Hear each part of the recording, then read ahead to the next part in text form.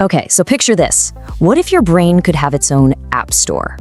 Well, that world isn't science fiction anymore. Today is January 23rd, 2026, and this is a huge day, a really pivotal moment for neurotechnology. We've officially moved past the cool experiment phase. Now, we're talking about the industrialization of the human mind. So let's break down what this really means for all of us. You know, it feels like just yesterday that brain-computer interfaces, BCIs, were something you'd only see in sci-fi movies or read about in super high-tech lab reports. And yeah, we saw some amazing stuff in 2024 and 2025. I mean, paralyzed patients controlling a computer with just their thoughts. It was incredible. But that was all one-off, custom-built stuff. What's happening now is that this technology is about to hit the mass market. People are calling this the iPhone moment for the human brain, and honestly, that's the perfect way to think about it. Remember when a phone was just for making calls? Then the smartphone came along and turned it into this platform for apps that totally changed how we live, work, and connect. Well, that exact same transformation is happening right now, but with our own brains. We are literally on the edge of turning our minds into platforms that can run software. So the big question is, how did we get here so fast? Well, it's all about one massive leap, taking this tech from the pristine, controlled environment of a lab and putting it onto the factory floor. Yeah, the days of those one-off custom clinical trials, they're pretty much over. What used to be just theory in academic papers or a proof of concept in a lab is now moving into full-scale industrial production. We're not talking about a handful of people in a trial anymore. The scale we're talking about now is thousands of these implants every single year. Leading the charge, of course, is Neuralink, right here in the US. They've just fired up their high-volume production lines, but listen, this is not just an American thing, not by a long shot. Over in China, a competitor called NeuroXS is already breaking ground on its own super factory. So what we have here isn't just some niche tech trend, it's a full-blown global industrial race. Really makes you wonder who's going to come out on top, right? And you know what they say, follow the money. And wow, is there money here. Neuralink's valuation just rocketed to $9 billion. That kind of investor confidence is a massive signal. It tells you the BCI market is no longer just some specialized medical field. It's being treated as the next great technological platform. Okay, so how is this massive scale-up even possible? Well, it all comes down to solving one of the oldest problems in advanced medicine, what's called the human bottleneck. I mean, think about it. Neurosurgery it's just an incredibly delicate, high-stakes, and completely manual job. It takes years and years of training to become a neurosurgeon. You can't just suddenly train thousands of them to handle this new demand. So if you want to turn a BCI into something you can mass produce, you have to find a way to take the surgeon's hand out of the picture. And that is where the R1 robot comes in. And no, this isn't just some fancy new surgical tool. People are calling it a sewing machine for the brain. And for good reason. It's been designed from the ground up to implant this N1 device, which is unbelievably complex, with a level of precision that, well, a human hand just can't match. So how on earth does this thing actually work? Well, it's basically a three-step dance of incredible precision.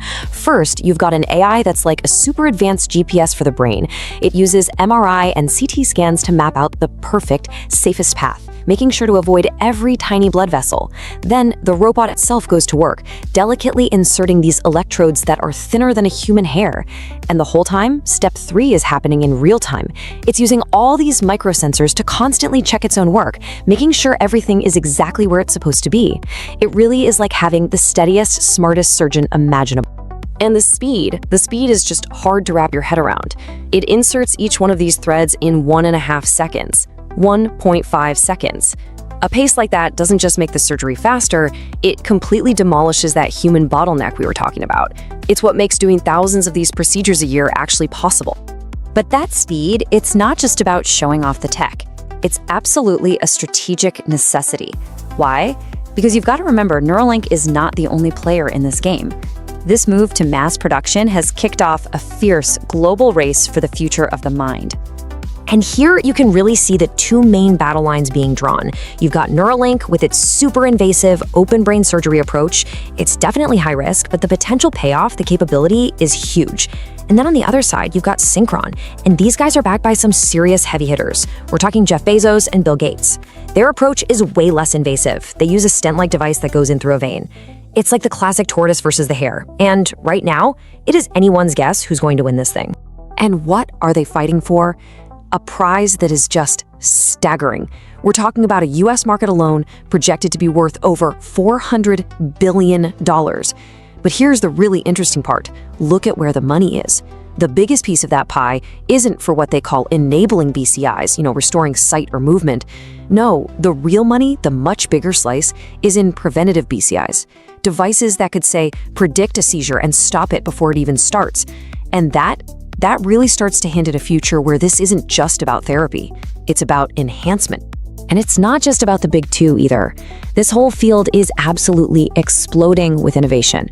You've got companies working on making these implants last longer, others using incredible new materials like graphene, which could be a total game changer for making these things more powerful and more compatible with our bodies.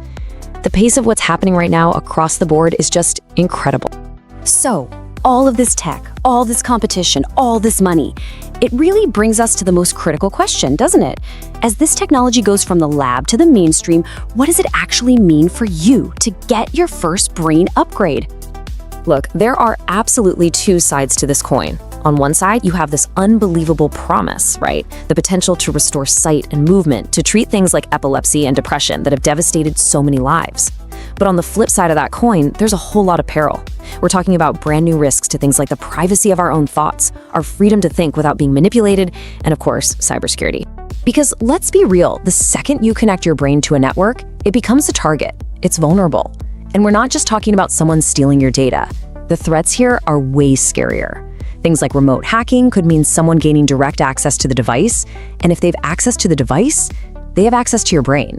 The stakes really couldn't be higher. And this isn't just me saying it. Listen to this quote from a UN special rapporteur on privacy. They're worried that this neurodata won't just let people see what we're thinking, but could be used to actively manipulate our brains, a violation of our most basic privacy, our own thoughts and decisions. It's a sobering thought. So, here we are. The industrial revolution of the mind is no longer on the horizon. It's here.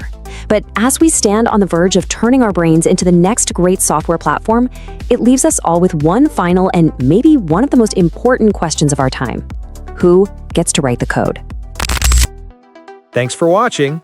Don't forget to like, subscribe, and share. It really helps the channel grow. See you in the next video.